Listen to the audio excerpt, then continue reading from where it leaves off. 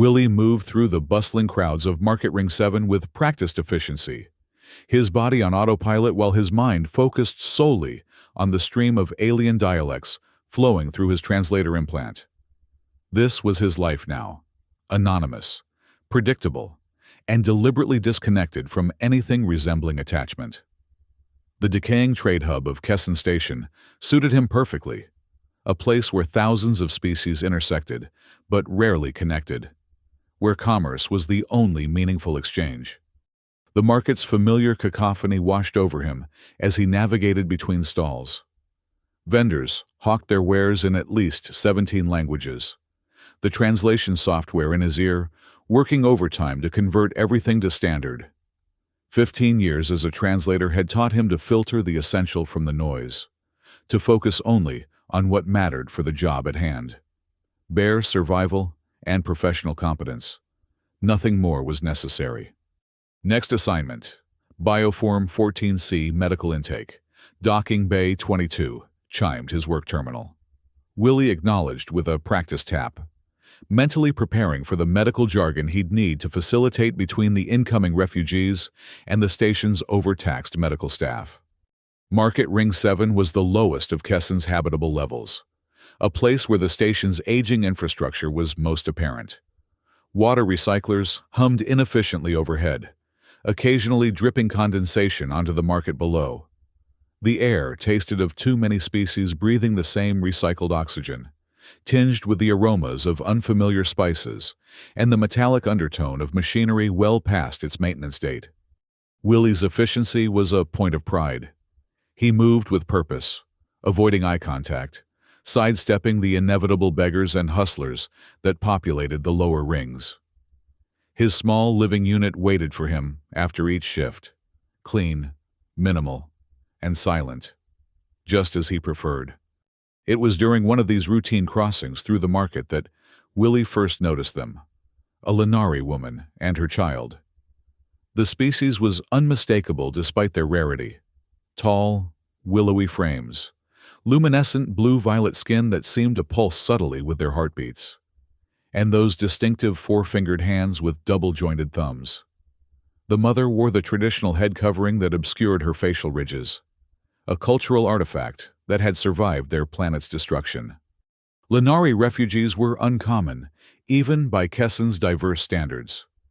Their homeworld had been destroyed in the Yar conflict nearly 8 years ago, leaving fewer than 10,000 survivors scattered across the galaxy. Willie knew this not from personal interest, but because translation work required familiarity with diaspora populations and their linguistic evolutions. The child, a female, judging by the distinctive pattern of luminescence on her forearms, couldn't have been more than 7 or 8 years old.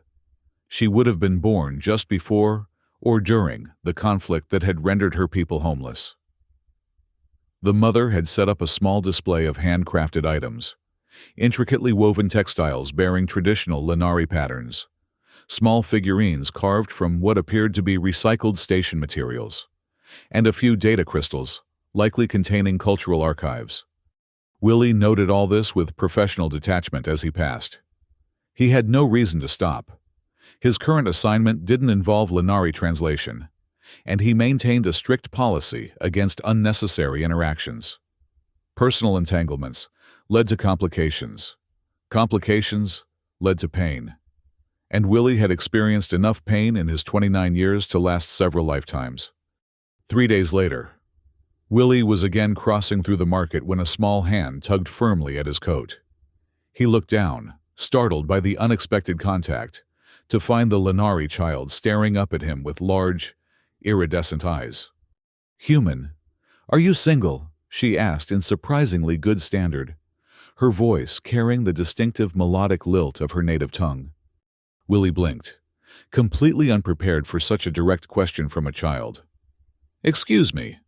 My mom's really kind," the child continued earnestly, gesturing toward the Lenari woman, who was now looking up from her wares with evident alarm. "You have to marry her." The woman rushed forward, her luminescence flaring in what Willie recognized as embarrassment. She pulled the child back, but didn't speak. Instead, She made a series of quick, apologetic gestures with her hands, a simplified version of Lenari Sign Language adapted for interspecies communication. Willie found himself automatically translating. "Please forgive my daughter. She means no disrespect." The mother's eyes widened in surprise when Willie responded with the correct countersign. Few non-Lenari bothered to learn even the basics of their gestural language. "It's fine," Willie said aloud in Standard, then added in halting Lenari. "No offense taken." The woman nodded once, then guided her daughter back to their small stall. The child looked over her shoulder at Willie with undisguised curiosity, but allowed herself to be led away. Willie continued on to his assignment, disturbed by the encounter in ways he couldn't immediately identify. It had been years since anyone had addressed him as anything other than translator or human. Years since anyone had looked at him and seen something other than a function, a service to be utilized. The child's directness had pierced the carefully maintained anonymity he'd cultivated. That night, in his sparse living unit, Willie found himself unable to focus on his usual evening routine. The Lenari child's words kept replaying in his mind. "My mom's really kind. You have to marry her." There had been something in her voice, not just the boldness of youth, but a desperate urgency that seemed out of place for such a young being. The mother's silence had been notable as well. Most Lenari were highly vocal, their language a complex interplay of sounds and harmonics that made them natural musicians. For a Lenari to communicate exclusively through gesture suggested trauma or vow-taking. Neither boded well. Willie told himself it was professional curiosity, nothing more. That prompted him to access the station's public records. The Lenari pair had registered 6 months ago. Rava and Leary, refugees granted temporary asylum pending permanent placement. Their application listed no living relatives, no sponsorship, and minimal resources.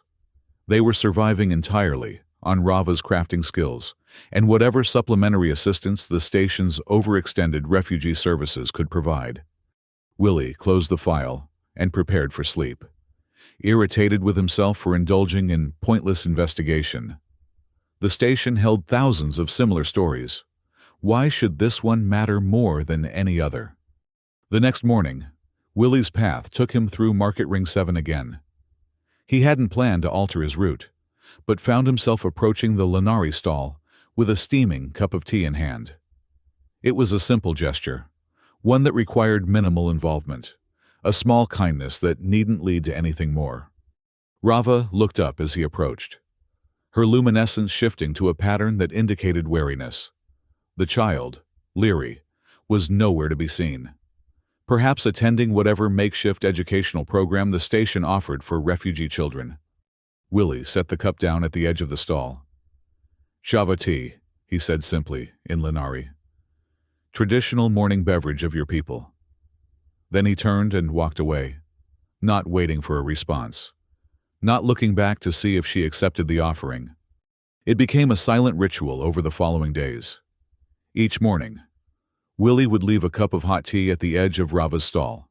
He never stayed, never attempted conversation beyond the most basic greeting. Sometimes, Rava would be arranging her wares. Other times, she would be working on new creations, her four-fingered hands moving with remarkable dexterity as she wove or carved. On the 5th day, Willie found a small, folded note waiting at the spot where he usually left the tea. The paper, actual paper, a rarity on space stations, was covered in flowing Lenari calligraphy. It read simply, "The tea brings warmth. Thank you." Willie stared at the note longer than necessary, running his fingers over the raised ink of the calligraphy. Lenari writing was tactile as well as visual, designed to be read by touch when necessary. This small artifact represented hours of work and the use of precious resources. It was not a casual gesture. He left the tea as usual, but this time added a small packet of preserved fruit, a luxury on the station, but one that complemented the bitter chava tea according to Lenari custom. 2 weeks passed in this manner. Small offerings left, small tokens returned. Willie told himself it was merely cultural exchange, professional interest in maintaining his Lenari language skills. He ignored the subtle anticipation he felt each morning as he approached the stall, the small leap in his chest when he discovered Rava's latest response. During this time, he began to see Leary more frequently. The child would sometimes be at the stall when he passed in the evenings, helping her mother organize their meager inventory, or practicing her own calligraphy on scraps of recyclable material. She would wave enthusiastically when she spotted him, though she never again accosted him with marriage proposals. On the 15th day, Willie arrived to find both Rava and Leary at the stall earlier than usual. Leary bounced excitedly when she saw him, tugging at her mother's sleeve and pointing. Rava made a small gesture that Willie couldn't quite interpret, something between resignation and amusement. Leary rushed forward to meet him. "Human Willie, my mother has invited you to share our evening meal," she announced proudly, in standard. "I told her you would come. You will come, yes?" Willie hesitated, feeling the familiar instinct to retreat, to maintain the safe distance he'd established over years of careful isolation. But Leary was looking up at him with such hope, and behind her, Rava was watching with an expression of quiet dignity that made refusal seem impossible. "I would be honored," he found himself saying. "What time should I arrive?" Leary beamed, her skin pulsing with bright patterns of joy. "When the station bells signal end of market. We are in Sector 4, Unit 17B. It's very small, but we have made it nice."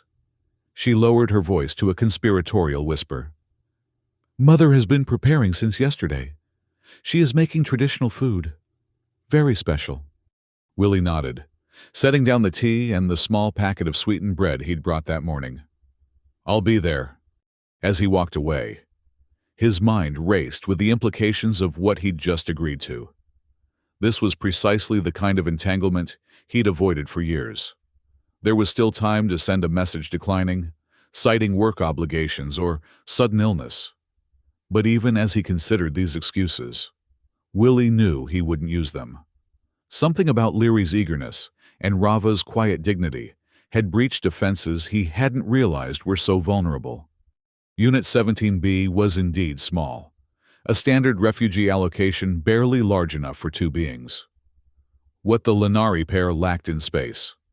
However, they had compensated for with meticulous attention to cultural detail.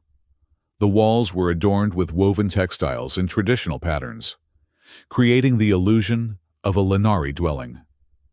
Small light sources had been positioned to mimic the spectrum of their homeworld sun, and the air carried the faint scent of Hinla spice, a Lenari aromatic herb that had nearly gone extinct with their planet. Leary greeted him at the door with ceremonial formality that belied her youth.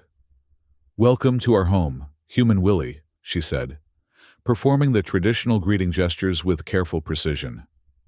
"Please enter and share our hearth." Rava stood behind her daughter, dressed in what Willie recognized as festival attire, or at least a carefully reconstructed version made from station materials. Her head covering was more elaborate than usual, adorned with small reflective elements that would have captured and scattered light beautifully under the twin moons of the Lenari homeworld. The meal was arranged on the floor in traditional style, with cushions positioned around a central serving platter. The food was a remarkable approximation of Lenari cuisine, clearly prepared using whatever substitute ingredients Rava had been able to obtain from the market. "Please sit," Leary instructed, guiding Willie to the cushion clearly designated for an honored guest. "Mother will serve the welcoming cup." Rava knelt gracefully and poured a dark liquid from a handcrafted vessel into 3 small cups. She offered the first to Willie with both hands, head slightly bowed in the traditional manner. When he accepted, her fingers briefly brushed against his, the first physical contact they had shared. "Thank you for the honor of this invitation," Willie said in Lenari, the formal phrases coming back to him from his linguistic training. May your hearth bring warmth, and your table bring sustenance. Leary beamed with approval. But it was Rava's reaction that caught Willie's attention. Her luminescence shifted to a pattern he hadn't seen before, a subtle, deep purple that seemed to emanate from within rather than play across the surface of her skin. She still didn't speak, but inclined her head in acknowledgement. The meal progressed with Leary, chattering happily, in a mixture of standard and Lenari, switching between languages with the natural facility of a child raised in a multilingual environment. She explained each dish, recounting how her mother had adapted traditional recipes using station ingredients. "This is Vorna stew," she said proudly, indicating a fragrant mixture that formed the centerpiece of the meal. On Homeworld, it is made with Vorna root and lakefish. Here, Mother uses station protein and rhythm tubers. She lowered her voice. "It is not same. But Mother says we must remember tastes of home, even if not perfect." Throughout the meal, Rava remained silent, communicating only through gestures and expressions. Yet her presence was far from passive. She served each course with deliberate grace, watching carefully to see Willie's reaction to each new flavor. "My mother asks if the food pleases you," Leary translated, after one of Rava's gestures. "It's remarkable," Willie answered honestly. "I've studied Lenari cuisine but never experienced it prepared with such authenticity." Leary translated, and Rava's luminescence brightened momentarily. Then, to Willie's surprise, she did something unexpected. She took a small bite of the Vorna stew from Willie's portion before serving herself. It was a profound gesture of trust in Lenari culture, one typically reserved for family members or the closest of friends. The significance wasn't lost on Leary, whose eyes widened. "Mother honors you greatly," she whispered to Willie. "She has not shared food this way since—" She stopped abruptly, glancing at her mother with sudden uncertainty. Rava made a small gesture that seemed to give permission, and Leary continued more carefully. "Since we left our home, since Father was lost." The meal continued with a new undercurrent of emotion that Willie found himself ill-equipped to navigate. He had spent so many years avoiding precisely this kind of intimate exchange, the kind that required emotional intelligence rather than mere linguistic facility. As the meal concluded, Leary excused herself to prepare the traditional post-meal cleansing cloths, leaving Willie momentarily alone with Rava. The silence between them felt weighted with unspoken communication. "Your daughter is remarkable," Willie said finally, keeping his voice gentle. "Her standard is excellent, and her knowledge of traditions is impressive for one so young." Rava looked at him directly, her eyes holding his for a long moment. Then she reached for a small writing tablet, not the formal calligraphy material she used for her notes, but a simple digital surface. Her fingers moved across it quickly, and she turned it toward Willie. "She remembers what I cannot speak," the message read. "She keeps our ways alive while I keep her safe." Before Willie could respond, Leary returned with the cleansing cloths, and the moment passed. As he prepared to leave, thanking them both for the meal with the proper formal phrases, Leary pressed a small object into his hand, a bracelet woven from caul-etched wire, a traditional Lenari craft material. "For protection," she explained seriously. "Mother made it for you." Willie looked to Rava, who made a simple gesture of confirmation. The bracelet was intricately woven with patterns that, in Lenari symbolism, represented safe journeys and return. "I'm honored," he said, slipping it over his wrist. It fit perfectly, suggesting Rava had observed his measurements with careful attention. As he walked back to his own quarters, Willie was acutely aware of the bracelet's weight against his skin, not physically heavy, but significant in ways that made his carefully constructed isolation suddenly seem less like protection and more like imprisonment. The shared meal marked a turning point. Willie found himself stopping at Rava's stall, not just in the mornings, but sometimes in the evenings as well. Occasionally, he would bring small items he thought might be useful. A better cutting tool for Rava's craft work. Educational materials for Leary in both Standard and Lenari. Fresh spices from the upper ring markets that approximated Lenari flavors. Leary thrived on the attention, eagerly sharing stories of her day at the Refugee Education Center or asking endless questions about Earth and human customs. Rava remained silent, but increasingly expressive. Her luminescence patterns becoming more varied and nuanced in Willie's presence. One evening, as Willie helped Rava pack up her stall after market hours, Leary sat nearby, struggling with a particularly difficult standard language assignment. Willie could hear her frustration mounting as she attempted to pronounce a series of consonant clusters that didn't exist in Lenari. "Would you like some help?" he offered, setting down the textile he was folding. Leary looked up gratefully. "Yes, please. The teacher says I must improve my accent. But these sounds—" She attempted the phrase again, her mouth working uncomfortably around the unfamiliar phonemes. Willie sat beside her and demonstrated the correct pronunciation, breaking down each sound component. "Your primary language uses more vowel harmonies than Standard. Try relaxing your throat muscles here and placing your tongue behind your teeth for this sound." They worked together for nearly an hour, with Leary making steady progress. Rava watched them as she continued packing, her luminescence cycling through patterns that Willie was beginning to recognize as contentment, mixed with something more complex, perhaps memory or longing. When Leary finally mastered the difficult phrase, she jumped up in triumph. "I did it! Willie, I did it!" She turned to her mother. "Did you hear, Mother? I can say it correctly now." Rava nodded, her expression warm with pride. She made a gesture that Willie now recognized as her special sign for Leary, a modified version of the Lenari word for starlight. "Willie helped me," Leary continued excitedly. "Just like Father used to help you with your songs, remember? Before—" Rava's luminescence flickered abruptly, shifting to a deep indigo that Willie had never seen before. She made a quick, cutting gesture, and Leary fell silent immediately, her own skin dimming in response. "I'm sorry, Mother," she whispered. "I didn't mean to speak of it."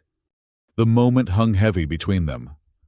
Willie busied himself with the remaining items, pretending not to have noticed the exchange. When everything was packed, he made his usual farewells, trying to restore the easy atmosphere they had developed. As he turned to leave, Leary caught his sleeve. "Willie," she said quietly, "will you come again tomorrow?" There was something in her voice, a neediness that went beyond simple friendship, that made refusal impossible. "Of course," he promised. "Tomorrow." That night in his quarters, Willie found himself reviewing what he knew about Lenari culture and history. The database entries were sparse, much of their cultural heritage having been lost with their planet. What remained were academic studies, often clinical and detached, failing to capture the living traditions he had witnessed in Rava and Leary's small dwelling. One entry caught his attention, a brief mention of the significance of song in Lenari society. "Vocalizations beyond speech form the cornerstone of Lenari cultural expression," the text explained. "Singing is not merely art, but fundamental communication, particularly of emotional states, too complex for ordinary language. Lenari who cease singing are considered to be in a state of profound mourning or under sacred vows." Willie thought of Rava's silence, of Leary's aborted reference to her father and songs. The pieces began to fit together into a pattern of loss and trauma that made his heart ache in ways he had not permitted himself to feel in years. When he arrived at their stall the next day, Leary greeted him with subdued enthusiasm. Rava acknowledged him with a nod, but seemed more withdrawn than usual, her luminescence muted to the faintest pulse. "Mother is tired today," Leary explained quietly. "The station security came early this morning. They said our permit for this location must be renewed. Many forms, many questions. She looked down at her hands. They were not kind. Willie felt a surge of protectiveness that surprised him with its intensity. Did they approve the renewal? Leary nodded. For now. But they said next time we must have a station sponsor. She looked up at him hopefully. What is a sponsor, Willie? Someone who takes responsibility for you, he explained. A station resident with full citizenship who vouches for your good behavior and financial stability. Oh, Leary's face fell. We know no one with citizenship? The implication hung in the air between them. Willie found himself saying, I have citizenship. Leary's eyes widened, her luminescence brightening instantly. You would be our sponsor, Willie. Willie hesitated, suddenly aware of the commitment such an offer would entail. Sponsorship wasn't simply a signature on a form. It was a legal responsibility, a binding of his fate to theirs in ways that would be difficult to untangle. Before he could respond, Rava touched his arm lightly, the first time she had initiated contact. She made a series of gestures that were too quick and complex for him to follow completely. But the meaning was clear enough. You need not commit yourself. We will manage. Let me think about it, Willie said finally. There may be other options we haven't considered. Later that evening, as Willie researched sponsorship requirements in the station's legal database, he discovered something that made his stomach tighten. Mixed-species households, while technically permitted on Kesson Station, were subject to intensive scrutiny and restrictions.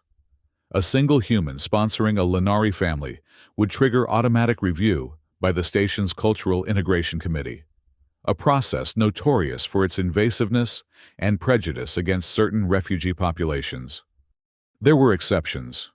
However, married couples or formalized family units received expedited processing and greater privacy protections. The station's pragmatic approach to interspecies commerce extended to its recognition of diverse family structures, provided they were properly documented and registered. Willie sat back from the terminal, his mind racing. Marriage to Rava would solve their permit problems instantly. It would grant her and Leary access to better housing, education, and medical care. It would protect them from the arbitrary whims of station security. It would also bind him irrevocably to two beings he had known for less than 3 months. The thought should have terrified him. Instead, Willie found himself contemplating what such an arrangement might mean with a strange sense of calm. His carefully constructed isolation suddenly seemed less like protection and more like a prison of his own making. The next day, Willie approached their stall with uncharacteristic hesitation. Leary spotted him immediately and waved enthusiastically, but Rava was engaged with a customer, a rare occurrence that Willie was reluctant to interrupt. He waited nearby, watching as Rava showed a wealthy-looking meridian various textiles. Her gestures were graceful and persuasive despite her silence, communicating the value and craftsmanship of each piece. The meridian eventually selected a large wall hanging, paying with a credit transfer that would likely sustain Rava and Leary for several weeks. As the customer departed, Leary bounded over to Willie. Did you see, Willie? Mother sold the large weaving, the one that took her 14 nights to complete. Now we can pay for my school materials and perhaps even visit the Upper Ring Gardens this rest cycle. Willie smiled at her excitement. That's wonderful news. Leary, your mother's work is beautiful. It deserves to be valued. Rava approached them, her luminescence brightened by the successful transaction. She made a greeting gesture to Willie, then a more complex series of movements that Leary translated. Mother says the customer was from the inner rings. They said they would tell others about her work. Perhaps more will come. That's excellent, Willie said sincerely. Rava, I've been researching your permit situation. May I speak with you about it when you have time? Rava nodded, gesturing for Leary to watch the stall, while she and Willie stepped a short distance away. She looked at him expectantly, her expression open but guarded. "I've looked into sponsorship requirements," Willie began, choosing his words carefully. "There are complications with single sponsor arrangements for non-related species. The process is invasive and often biased against refugee applicants." Rava's luminescence dimmed slightly, but she nodded for him to continue.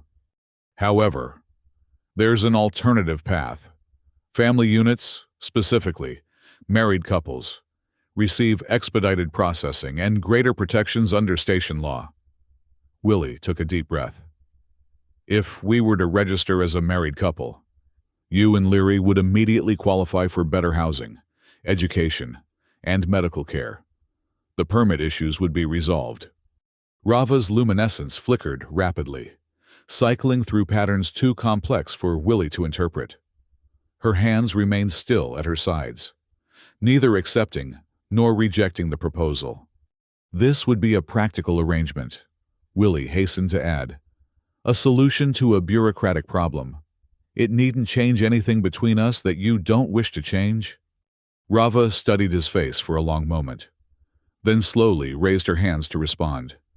Her gestures were deliberate, each movement precisely formed. "You would bind yourself to us legally? Take responsibility for our welfare?" Why? It was a fair question, one Willie had been asking himself since the idea first occurred to him. Why risk his carefully maintained independence for two refugees he barely knew? The practical answer was simple. It would help them. But there was more to it than that. Something deeper that Willie wasn't sure he could articulate even to himself.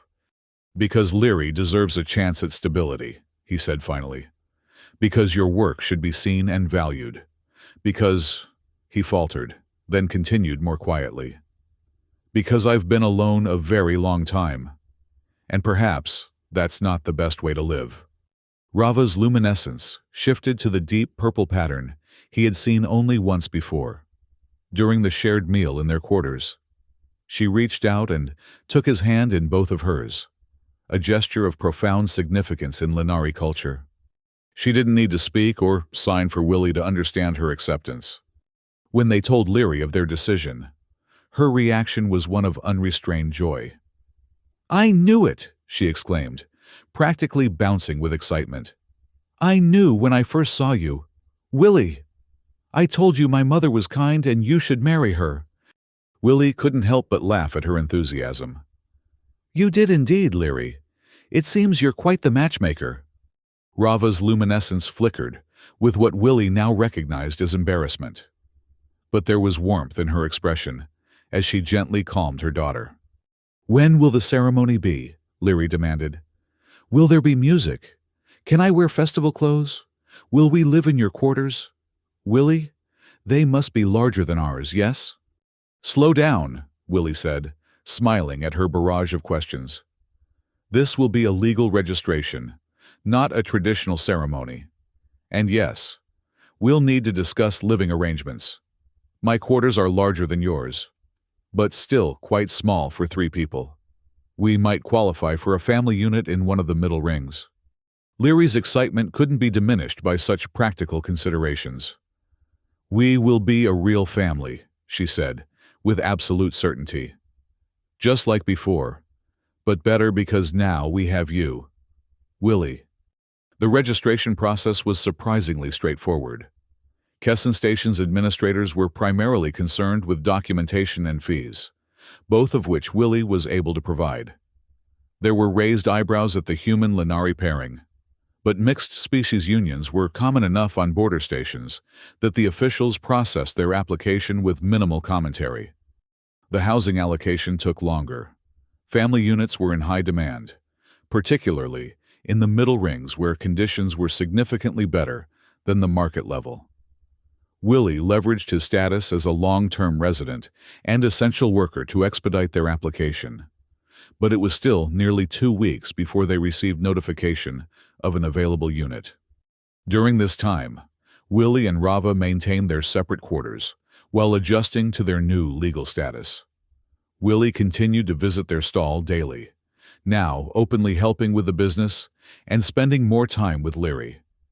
He found himself sharing stories of his own childhood, something he had never done with anyone on the station before. "I grew up in the foster system on Earth," he told Leary one evening as they walked back from the education center. "I never knew my biological parents." Leary considered this solemnly.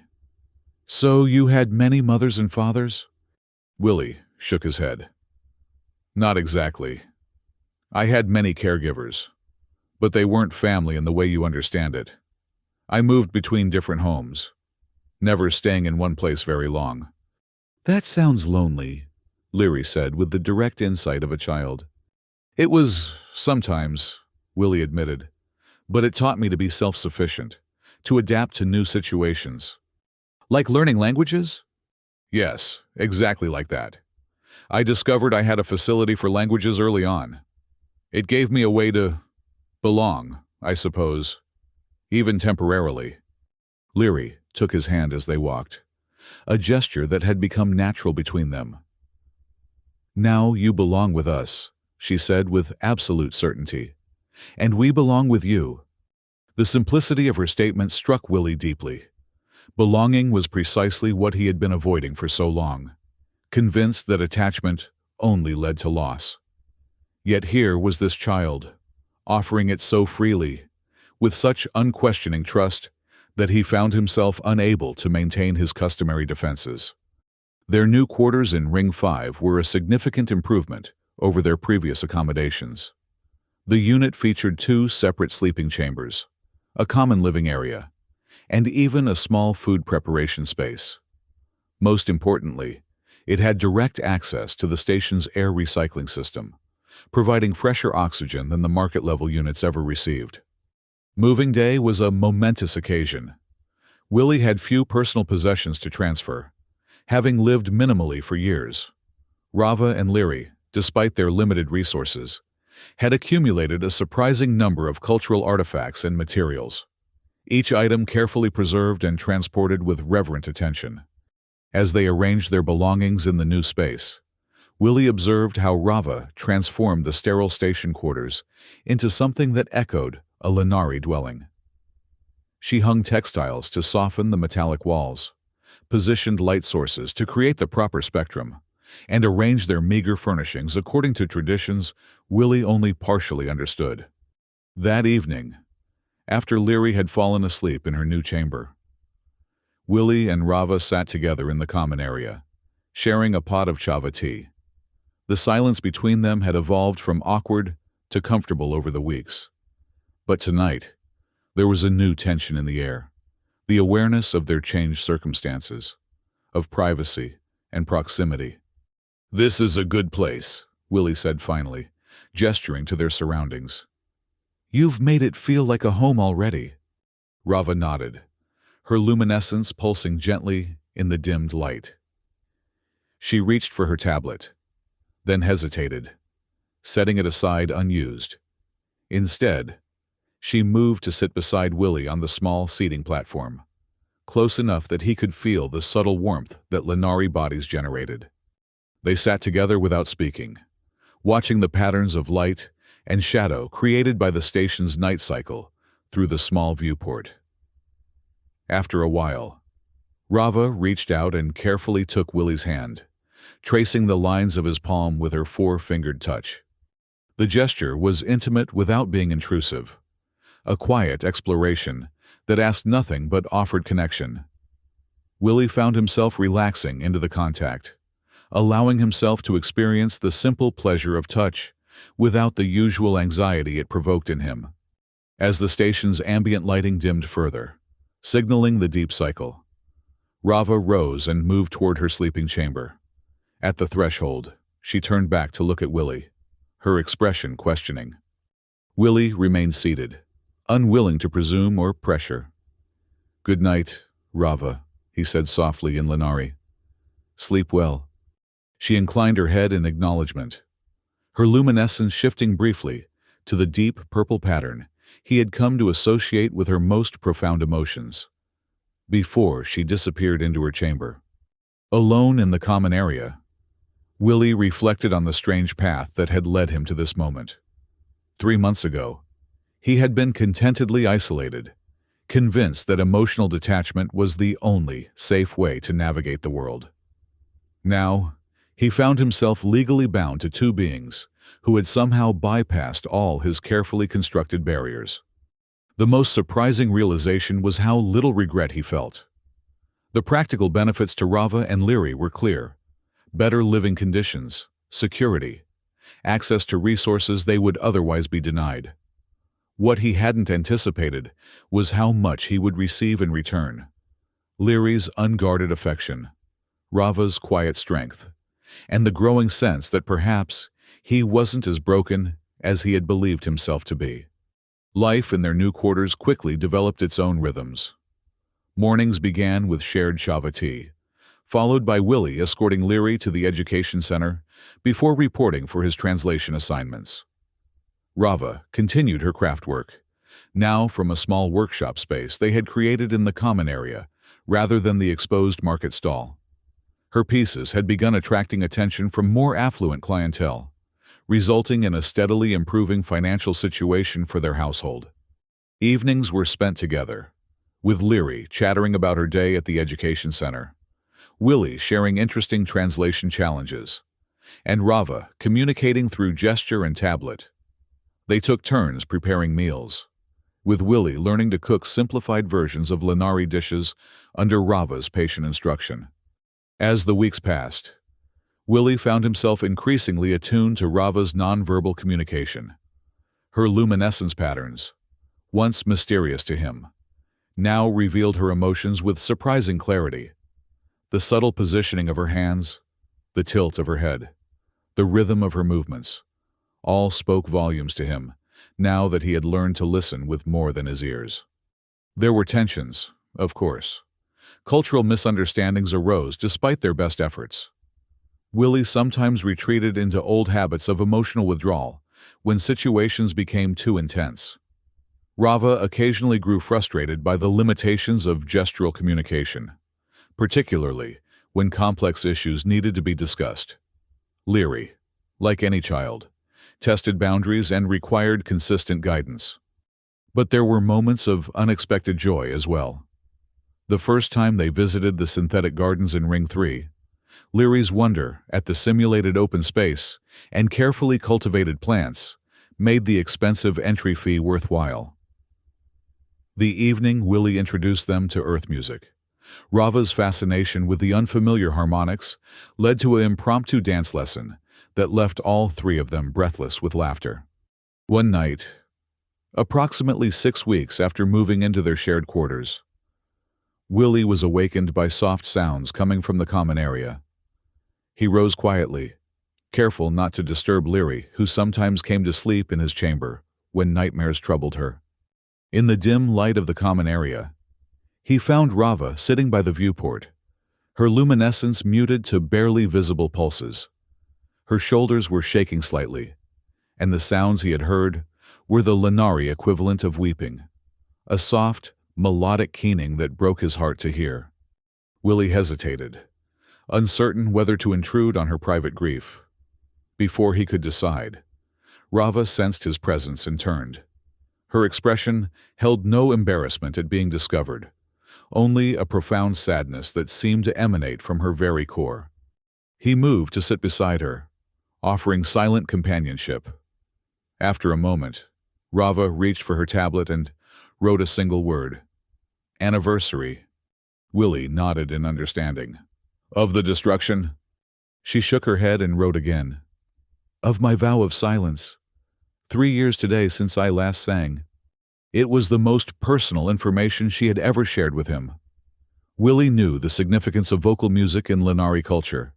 To willingly surrender one's voice was an act of profound, spiritual, and emotional significance. "May I ask why?" he ventured gently. Rava's fingers hovered over the tablet for a long moment before she began to write. "When our world burned, my husband, Vaughn, used his last breath to sing Leary and me onto the escape vessel. His final gift was his voice, ensuring our survival while he remained behind." Her luminescence flickered with the intensity of the memory. I vowed not to sing again until I could raise my voice in a place of true safety, where Leary could grow without fear. Willie absorbed this revelation in silence, honored by her trust, yet saddened by the weight of her grief. "And you haven't found that place yet?" he asked finally. Rava looked at him directly, her large eyes reflecting the dim station lights. She wrote slowly, deliberately. "I begin to hope it might be possible. Here, with you." The simple statement contained worlds of meaning, vulnerability, trust, and a fragile hope that touched Willie deeply. Without thinking, he reached out and took her hand, linking their fingers together despite the anatomical differences between them.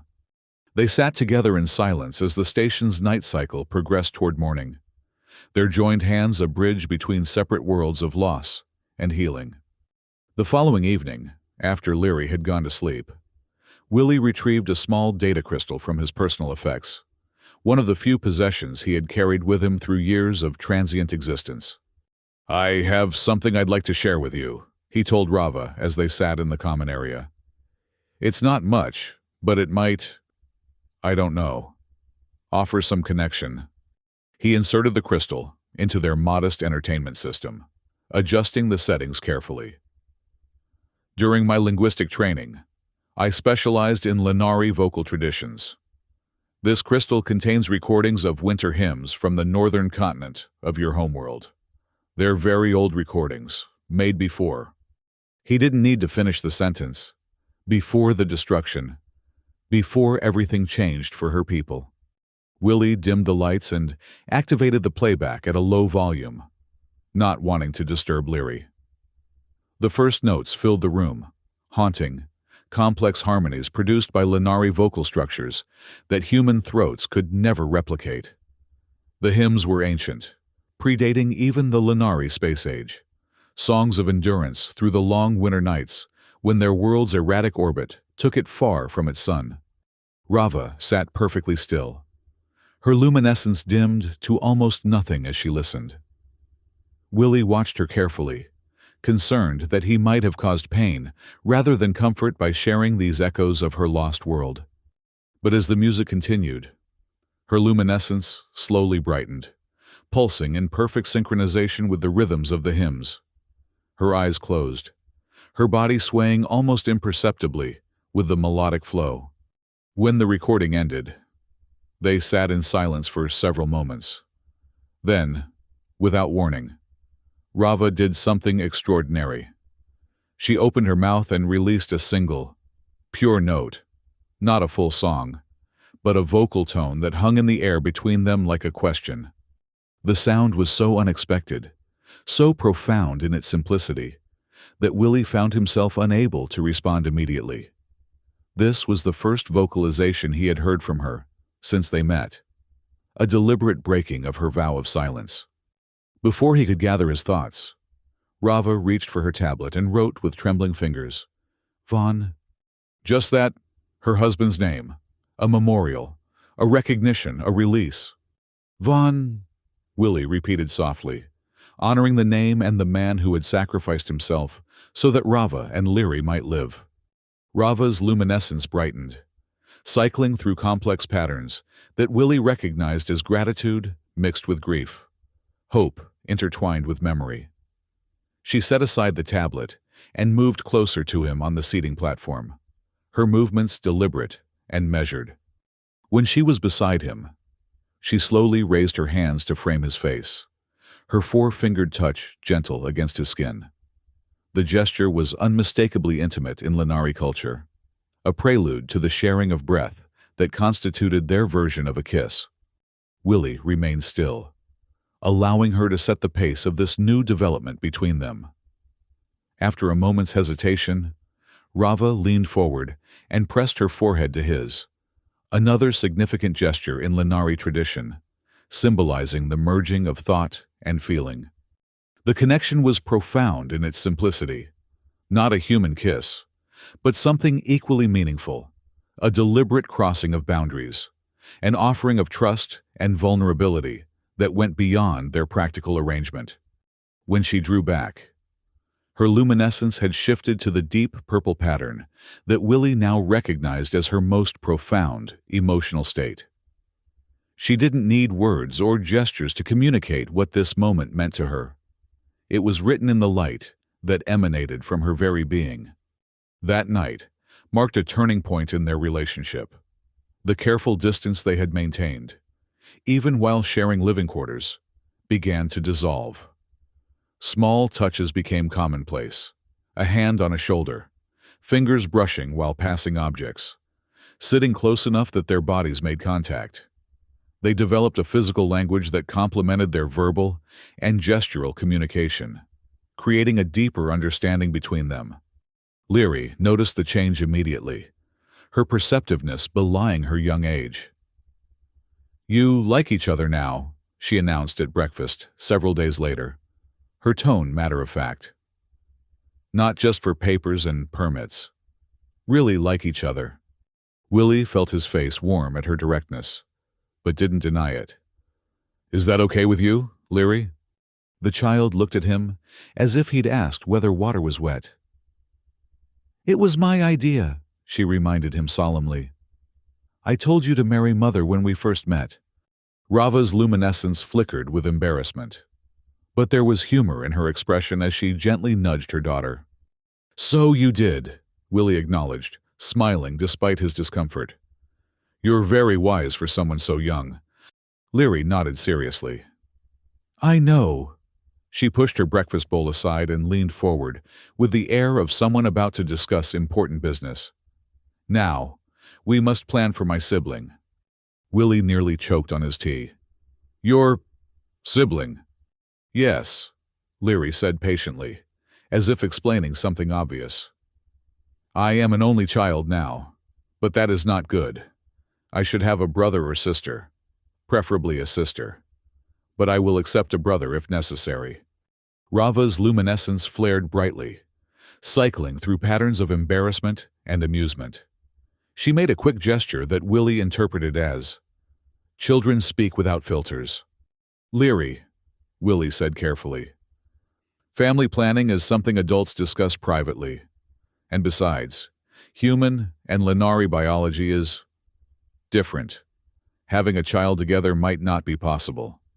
Leary considered this new information with a slight frown. "Then we will find another child who needs a family, like you did when you were small. There are many refugee children on the station without parents." The simplicity of her solution, and the casual way she included Willie in her concept of family, touched him deeply. This child, who had experienced such profound loss at such a young age, still maintained the capacity for generosity and expansion. "That's something we could consider," Willie said gently. "But not right away. We're still adjusting to our new arrangement." Leary nodded, apparently satisfied with this answer for the moment. "I will be patient," she declared magnanimously, "but not too patient." The following week, Willie began the process of filing sponsorship papers for Rava and Leary, a different category of documentation than their marriage registration, designed to secure their permanent resident status, regardless of their familial connection to him. It was a form of insurance, ensuring that even if something happened to Willie, they would not lose their right to remain on the station. As he worked through the complex bureaucratic requirements, Willie was struck by how much had changed in his life in the span of a few months. His carefully maintained isolation had given way to a web of connections and responsibilities that would have terrified his former self. Yet, rather than feeling trapped or overwhelmed, he found himself experiencing a sense of purpose and belonging that had been absent for as long as he could remember. 3 weeks after moving into their shared quarters, Willie returned home from a particularly challenging translation assignment to find Rava and Leary preparing a special meal. The common area had been transformed with additional textiles and light sources, creating a festival atmosphere that immediately lifted his spirits. "What's the occasion?" he asked, as Leary bounded over to greet him. "Mother has news," she announced excitedly. "Very important news. But she will tell you herself, not through me. She lowered her voice to a conspiratorial whisper. She has been practicing all day. Willie looked to Rava, who was arranging the final elements of their meal with careful precision. She smiled at him, a human expression she had adopted from their time together, and gestured for him to join them at the low table. The meal was more elaborate than their usual fare, featuring several traditional Lenari dishes that Willie recognized from his cultural studies. As they ate, Leary chattered happily about her day at the education center, where she had been selected to participate in a station-wide cultural exchange program. "Teacher says I will represent all Lenari children," she said proudly. "I will wear traditional clothing and explain our customs to other species. Willie, can you help me practice my presentation? I must speak for 3 minutes without stopping." "Of course," Willie assured her. "We'll work on it together." Throughout the meal, he was aware of Rava watching him with an intensity that suggested something significant was indeed forthcoming. Her luminescence cycled through patterns he associated with anticipation and nervous energy, though she maintained her usual grace as she served and shared the food. When they had finished eating and cleared away the dishes, Rava gestured for them to sit together in the common area. Leary immediately positioned herself between them, practically vibrating with excitement. "Now, Mother," she asked eagerly, "can you tell him now?" Rava nodded, her luminescence shifting to a steady, determined pattern. She turned to face Willie directly, her large eyes holding his gaze with unwavering focus. Then, to his astonishment, she spoke aloud. "Willie," she said, her voice soft and melodic despite years of disuse, "I have decided to sing again." The simple statement, delivered in her native Lenari with perfect clarity, filled the room with more than just sound. It was a declaration of trust, of healing, of moving forward without forgetting the past. Leary clapped her hands in delight, her skin pulsing with patterns of pure joy. "Isn't it wonderful, Willie? Mother has been practicing when you were at work. She says this place is safe enough now. Safe enough to use her voice again." Willie found himself momentarily speechless, humbled by the significance of Rava's decision. In Lenari culture, to break a vow of silence was not done lightly. It represented a profound shift in one's spiritual and emotional state. "Rava," he said finally, using her name directly for the first time in her presence. "I'm honored to witness this moment. Your voice is beautiful." She smiled, a genuine expression that transformed her features, and reached out to take his hand. "It is because of you," she said simply. "You and Leary. You have helped me find my way back to song." The admission was all the more powerful for its directness. Willie squeezed her hand gently, aware that they were crossing yet another threshold in their evolving relationship. Leary, ever practical despite her excitement, asked, "Will you sing for us now, Mother?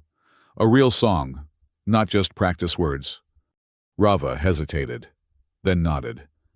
"A short one," she agreed, her voice gaining confidence with each word. "The welcoming hymn, perhaps. It seems appropriate." She took a deep breath, centering herself in the Lenari tradition. Then she began to sing. The sound that emerged was unlike anything Willie had heard in his extensive linguistic studies. The recordings he had collected, even the most sophisticated ones, had failed to capture the living quality of Lenari song. The way the vocalist's luminescence synchronized with the melodic patterns, the subtle harmonics that seemed to resonate at a cellular level. The welcoming hymn was traditionally sung to greet the return of their world's sun after the long winter, a celebration of light and warmth returning to sustain life.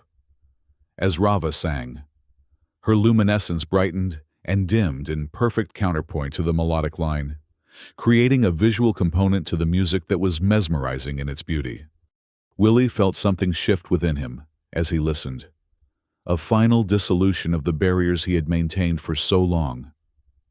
This gift of song, offered freely in the privacy of their shared home, represented a level of trust and intimacy he had never expected to experience.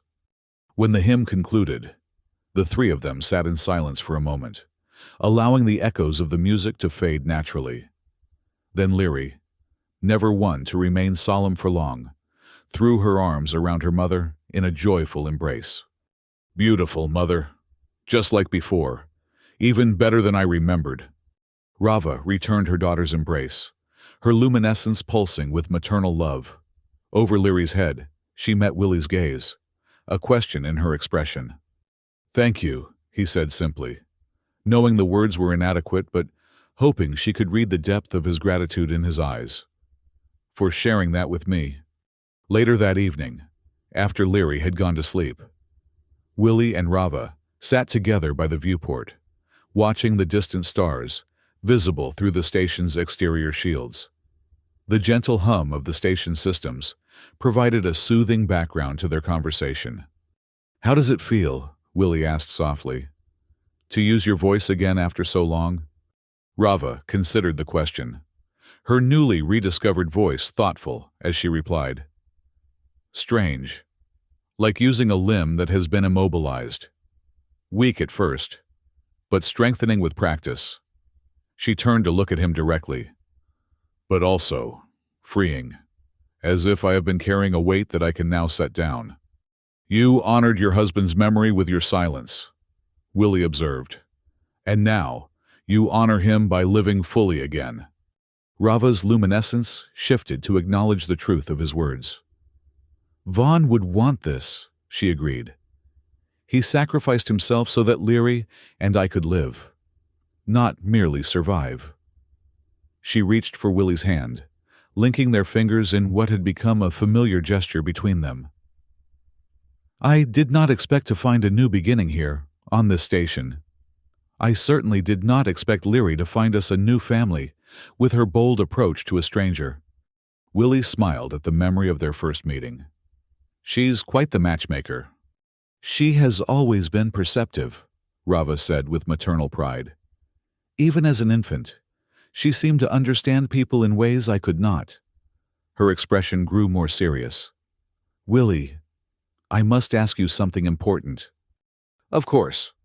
"This arrangement between us, it began as a practical solution to our legal problems. But it has become more." She hesitated, searching for the right words.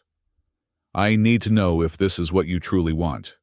A life with us, with all the complications that entails. You had a solitary existence before we disrupted it.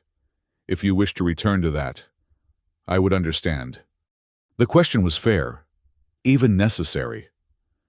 Willie took a moment to consider his response, wanting to be honest, not just with Rava, but with himself. "I thought isolation was protecting me," he said finally. "I'd experienced enough loss in my life that it seemed safer to avoid attachments altogether. No connections meant no pain when those connections inevitably broke." He looked down at their joined hands, human and Lenari, different yet fitting together. "But that wasn't living. It was just existing. Much like your silence was survival, but not life." He met her gaze directly.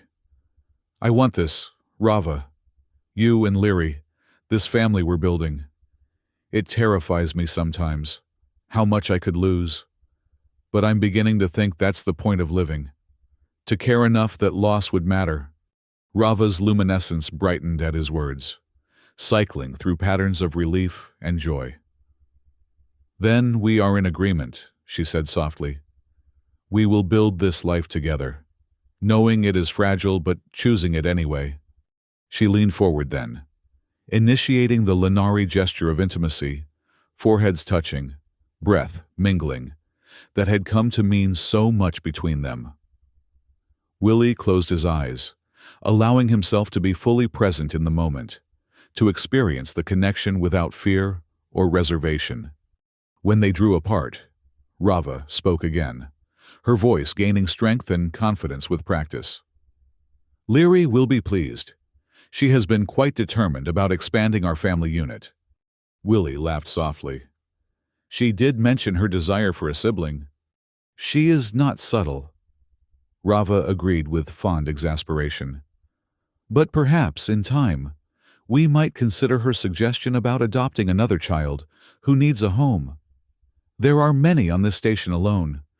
The casual way she included him in this future planning, the assumption that they would continue building their life together, filled Willie with a warmth he hadn't expected. I think I'd like that, he said. Not immediately. But, yes, in time. They sat together in comfortable silence as the station's night cycle deepened around them, the artificial lighting dimming to simulate darkness. Tomorrow would bring its own challenges, translation assignments, permit renewals, Leary's endless questions and boundless energy. But for now, in this moment of quiet connection, Willie found himself experiencing something he had almost forgotten how to feel: contentment. 3 weeks later, Willie sat with Rava and Leary in one of the inner ring gardens, sharing a leisurely breakfast on their designated rest day. The synthetic environment was designed to mimic an earth park, with carefully cultivated plants and artificial sunlight that cycled through the spectrum to benefit various species. It was an expensive luxury, but one they had decided to indulge in monthly as a family outing. Leary was in high spirits, darting between flowering plants and asking endless questions about Earth botanical traditions. Her natural luminescence seemed brighter in the garden setting, responding to the increased light and open space. "Will we ever visit real Earth, Willie?" she asked, returning to their picnic blanket with a fallen synthetic leaf. "To see actual plants growing in actual ground?" "Perhaps someday," Willie answered, helping her settle back into her place. "Earth has strict immigration policies, but there are visitor visas available for cultural exchange. Your mother's artwork might eventually qualify her for one." Rava, who had been quietly enjoying her tea, smiled at the suggestion. "My work is still very simple compared to true Lenari mastercrafters," she said modestly. "Yet you've already developed a clientele among the inner ring residents," Willie pointed out. "That red and gold wall hanging you completed last week sold within hours." "And for triple the asking price," Leary added proudly. "The buyer said it reminded them of sunrise on Meridian Prime." Rava's luminescence flickered with pleased embarrassment. In the weeks since she had broken her vow of silence, she had become increasingly vocal, though she still often communicated through gesture when words seemed inadequate. Her voice had strengthened with daily use, revealing a natural melodic quality that made even her simplest statements sound musical to Willie's ears. "I have been considering attempting a larger piece," she admitted. "A full ceremonial tapestry in the traditional style. It would take many weeks to complete, but perhaps it would help preserve some small part of our cultural heritage." "That sounds wonderful," Willie encouraged. "You could incorporate some of the traditional patterns from the archives I found in the station library." Leary, who had been listening with uncharacteristic patience, suddenly sat up straighter. "And I could help. I've been practicing my weaving at the education center. Teacher says I have good hands for detailed work." "You do indeed," Rava agreed, reaching out to stroke her daughter's head affectionately. "Perhaps you could work on a small section of the design." Leary beamed at the suggestion, her skin pulsing with patterns of excitement and pride. Then, without warning, she shifted topics with the fluid adaptability of childhood. "When will we visit the processing center for my new sibling?" Willie nearly choked on his tea for the second time that month. "Leary," he began carefully, "we discussed this. Adding to our family is something that might happen in the future, not immediately." "But it has been 3 weeks since Mother started singing again," Leary pointed out reasonably. "That seems like enough time to me." Rava made a soft sound that Willie had come to recognize as her version of laughter. "My daughter has a very definite timeline in mind," she explained, her eyes bright with amusement. "However," There are many practical considerations before we could consider such a step. Our living quarters, our financial stability, the legal processes involved, all of which can be resolved, Leary insisted. Willie has a good position as translator. You sell more artwork every week. Our quarters have space for one more small person. She counted off these points on her fingers, with the air of someone presenting an irrefutable argument. Willie exchanged a glance with Rava, finding his own mixture of amusement and consideration mirrored in her expression. They had indeed discussed the possibility of eventually adopting another child, perhaps one of the many unaccompanied refugee minors on the station, but had agreed to wait until their own family unit was more established. "We need time, Leary," Willie explained gently. "Your mother and I are still learning how to be a family together. Adding another child is a big responsibility that shouldn't be rushed." Leary sighed dramatically, flopping back onto the picnic blanket. "Adults always want to wait for everything," she complained. "Time moves so slowly when you're waiting." "That's true," Rava acknowledged, reaching out to smooth her daughter's rumpled clothing. "But some things are worth waiting for, like finding the right person to complete your family." She looked at Willie as she spoke, her luminescence shifting to the deep purple pattern that he now recognized as her expression of love. The simple statement, delivered with such quiet certainty, filled him with a warmth that seemed to radiate from within. "Besides," Rava continued, turning back to Leary, "there are many ways to help other children while we wait. Perhaps you could invite a friend from the education center to visit our quarters occasionally, someone who might benefit from a stable family environment, even temporarily." Leary considered this compromise, her expression thoughtful. Like Miri, her parents work triple shifts in engineering. She stays in the communal care center most days. "Exactly like that," Willie agreed, grateful for Rava's diplomatic solution. "We could offer her a place to study or play when her parents are working. A sort of extended family arrangement." Leary sat up, already warming to the idea. "And Tal, too. His guardian is often away on trading missions. He says the care center is too noisy for reading." "We'll start with one friend at a time," Rava cautioned, but her tone was gentle. "But yes, that seems like a good beginning." As Leary launched into an excited description of her friends and their potential visits, Willie found himself marveling at how naturally Rava navigated these parental waters. She balanced Leary's enthusiasm with practical considerations, never dismissing her daughter's ideas outright, but channeling them in constructive directions. The ease with which they had fallen into these family roles still surprised him sometimes. His translation work had taught him to adapt quickly to new linguistic environments. But this was different, a deeper, more personal form of adaptation that engaged parts of himself he had long kept dormant. As the artificial sunlight reached its programmed zenith, bathing the garden in warm golden light, Willie looked at Rava and Leary, his family, by both law and choice, and felt a sense of belonging that transcended language and species. The journey from isolated translator to husband and father figure had been unexpected and sometimes challenging. But sitting here in this moment of simple togetherness, Willie knew with absolute certainty that it had been the right path. Leary, having exhausted the topic of potential visitors, was now planning their next garden outing with characteristic enthusiasm. "Next time we should bring music," she declared. "Mother could sing, and Willie could bring his audio unit. We could have a proper festival, like in the old stories." "That sounds lovely," Rava agreed, her voice carrying the musical lilt that was uniquely Lenari. "Though perhaps on a small scale, given station regulations about public performances." "We'll find a quiet corner," Willie suggested, already thinking of the secluded areas of the garden where sound wouldn't carry to other visitors. "Something simple and private." Leary nodded happily, satisfied with this concession. She leaned against Willie's side with the casual affection of a child who felt completely secure in her place, her luminescence pulsing in rhythm with her contentment. As the artificial breeze stirred the synthetic foliage around them, Willie reflected on the strange and wonderful path that had led him here.